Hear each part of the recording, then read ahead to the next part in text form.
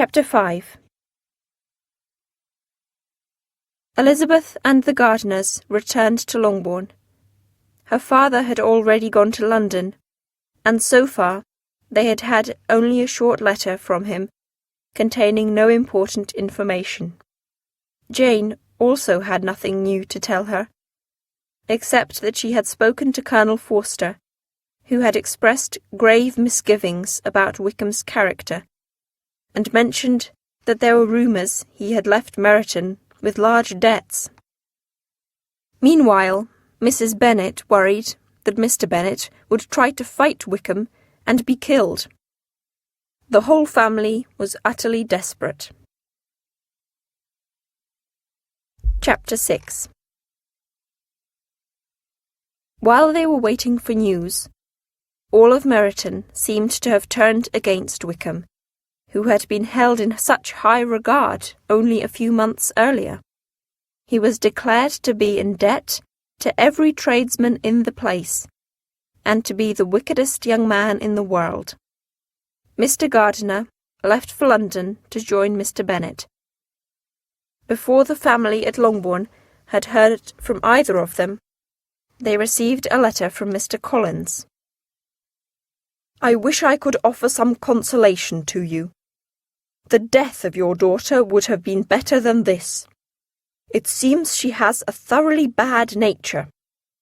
Lady Catherine is of the opinion that because of this matter, nobody will wish to connect themselves with your family, upon which Lydia has brought such disgrace.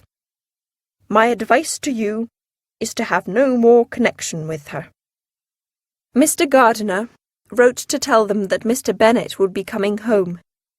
They had not succeeded in finding Mr. Wickham, but had learnt that he had gambling debts of £1,000 in Brighton. Mr. Bennet soon arrived.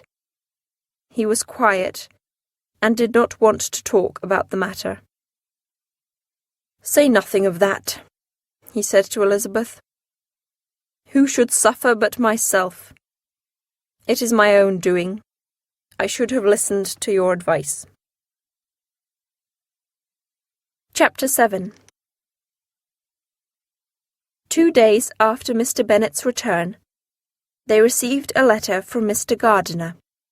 Jane and Elizabeth ran to take it to their father, who was out in the garden.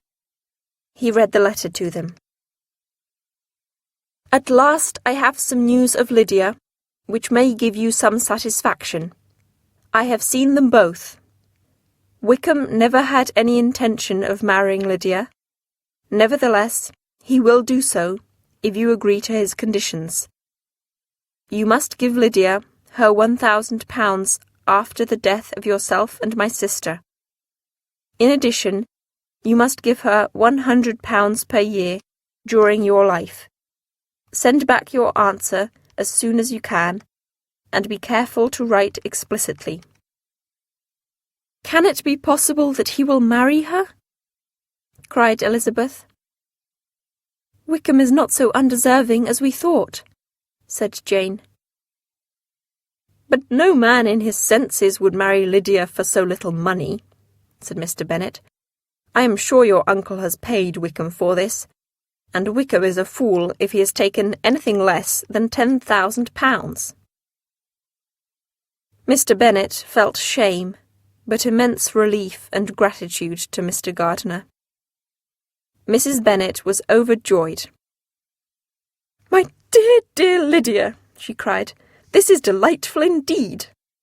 How I long to see her, and dear Wickham too." Jane mentioned her suspicion that her uncle had given Wickham a large sum of money. "Well, that is all right. It is the first time we have had anything from him," responded her mother, and continued talking about the wedding arrangements. Chapter 8.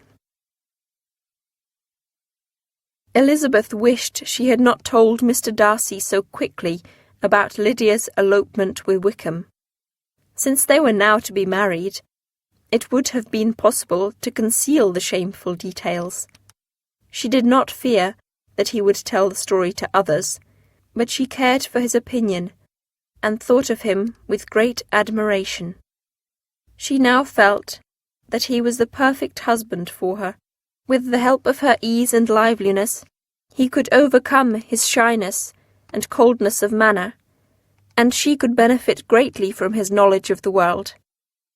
If only he would repeat his proposal to her, she would gladly accept. But she knew that such a happy marriage was now impossible. For Darcy, it could never be acceptable to be the brother of Wickham. Mr. Gardiner wrote informing the Bennet family that after their wedding, Mr. and Mrs. Wickham would move to the north of England, and planned to visit Longbourn on the way. Mrs. Bennet was upset that Lydia would be so far away, though the others saw some advantage in this. Chapter 9. The wedding took place, and, as promised, Mr. and Mrs. Wickham visited Longbourn. Mrs. Bennet was delighted to see them. Mr. Bennet was not. Jane and Elizabeth were shocked and disgusted. Lydia was still the same, wild, noisy, and shameless. Wickham was still charming, but clearly also felt no shame. Elizabeth could hardly bear to be in the same room as them. However, one morning Lydia came to sit with Elizabeth. "Lizzie, I never gave you an account of my wedding, I believe, and you are not curious to hear about it?" "No, I think it is best not to mention it," replied Elizabeth. "You are so strange, but I must tell you the details. We were married at the church of St. Clement's. We were to be there by 11 o'clock. I went together with my uncle and aunt. Before the wedding, I was in such a fuss.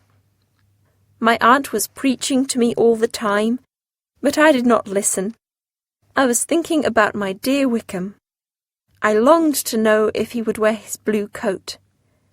Wickham arrived at the church, together with Mr. Darcy." "Mr. Darcy?" repeated Elizabeth in utter amazement. "Oh, yes. I quite forgot. I promised to keep it a secret. What will Wickham say?" Elizabeth was burning with curiosity, but rather than ask questions, she left the room. Instead, she wrote a letter to her aunt to request an explanation.